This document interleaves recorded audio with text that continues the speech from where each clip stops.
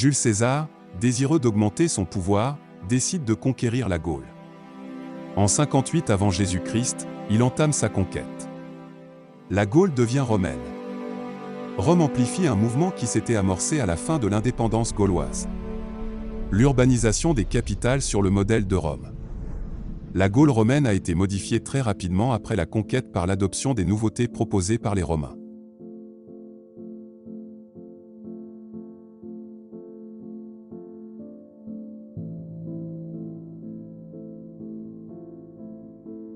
L'oppidum de l'Impernale.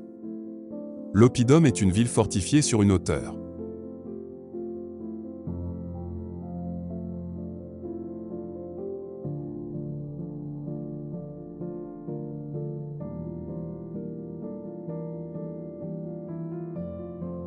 L'oppidum de l'Impernale domine la vallée du Lot, la boucle et la ville de Luzèche. La forme étroite et allongée du plateau calcaire, 700 mètres de long par 75 mètres à 200 mètres de large.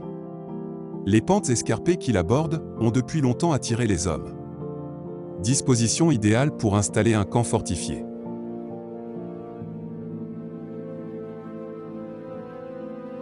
L'occupation du promontoire débute au 5e siècle avant Jésus-Christ avec la construction d'un premier rempart au nord. Au 1er siècle avant Jésus-Christ, l'accès à cet oppidum est à nouveau barré par un murus gallicus.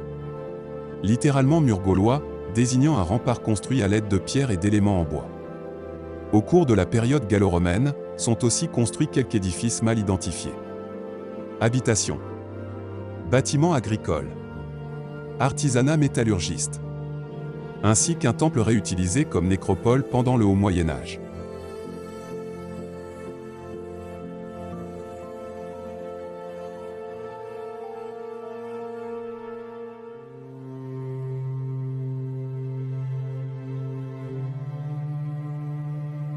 L'oppidum tient sa position sur un plateau escarpé avec, à l'est, les Cévennes de Caïs bordées par le Lot à environ 150 mètres en contrebas.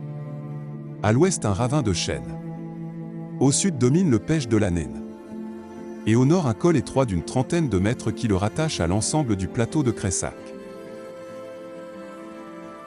Nous allons nous intéresser à l'empreinte à 2 plans carrés découverte par M. Armand Viré, archéologue quercinois, en 1922 qu'il qualifiera de fanum.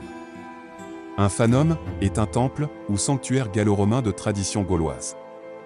Le temple à 2 plans centrés apparaît comme un type de bâtiment cultuel surreprésenté pendant l'époque gallo-romaine.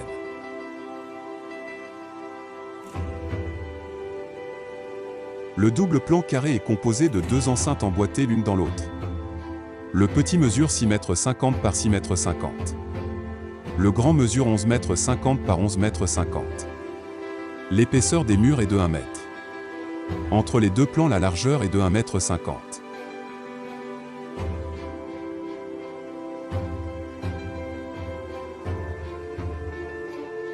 Ce fanum gallo-romain a été érigé au 1er siècle avant Jésus-Christ. Les fouilles entreprises ont permis de découvrir des éléments de construction, tuiles, antéfixes, clous.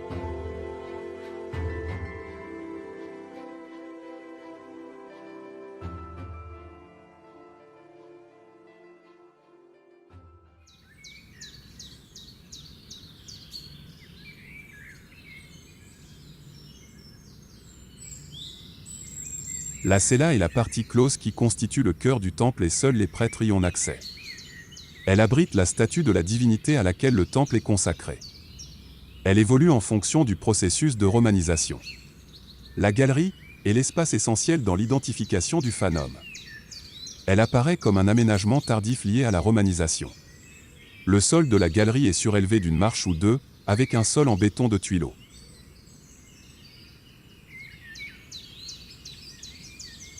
Sur le mur périphérique de la galerie, une colonnade et des poutres en pierre permettront de réceptionner la toiture. La couverture est formée de tuiles tégula et des imbrex, avec un ornement d'antéfixes. La majorité des temples disposent de son ouverture à l'est, au soleil levant. Des foyers de feu étaient allumés pour les rituels. Des personnages et animaux ont été rajoutés à la scène pour évaluer une échelle de grandeur. Mais en vrai, cet espace cultuel était un espace sacré. fermé par un mur péribole où pouvaient se dresser un ou plusieurs temples.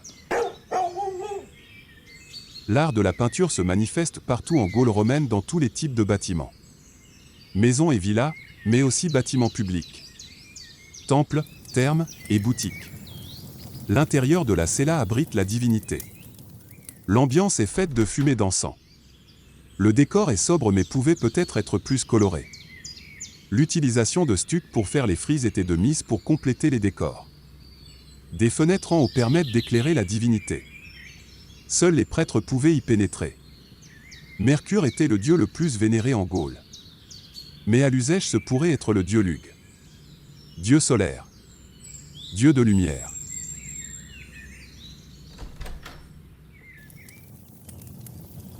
L'espace périphérique de la galerie est encore mal défini.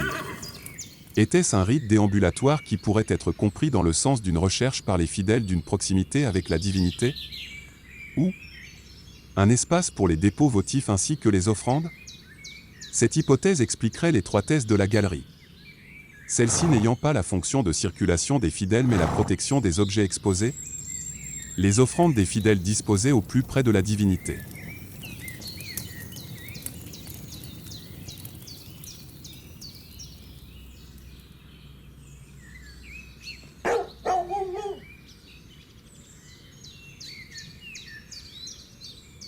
Les fidèles pouvaient rester toute une journée devant le temple. Debout ou à genoux, on peut supposer que les fidèles jetaient des offrandes depuis le devant du temple. La vue de la statue cultuelle. Cet acte rituel renforce la proximité avec la divinité. Destruction. Abandon. Au IVe siècle, par manque de moyens matériels ou financiers pour leur entretien, mais aussi de la politique impériale. En 435, Valentinien III ordonne la destruction de ces sites. Et il semblerait que cela soit suivi d'effet. Cependant, des sites sont encore en fonctionnement jusqu'au VIe siècle.